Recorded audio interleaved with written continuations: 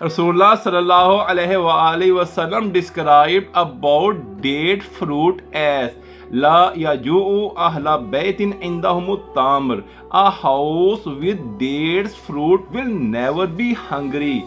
Kulu tamra ala daiki fa innahu yaqtulu dood. Eat dates fruit in the morning with empty stomach. By doing this, stomach worms will die.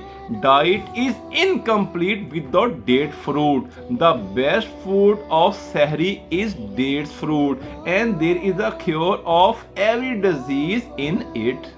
According to Surah Maryam, ayat number 25, وَهُزِّي إِلَيْكِ بِجِذْعِ النَّخْلَةِ تُسَاقِطْ عَلَيْكِ رُطَبًا جَنِيًّا. Shake the trunk of the palm tree towards yourself.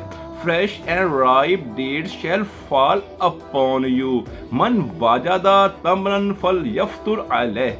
Whoever has a date fruit should do iftari with it. Tashu walo kaffa min hashfin. Be sure to eat dinner even if a handful of dates is available. When Hazrat Saad bin Abi Waqqas suffered a heart attack, Holy Prophet said, Innaka rajun maf'udun itil Haris bin Kala. Take him to Haris bin Kala.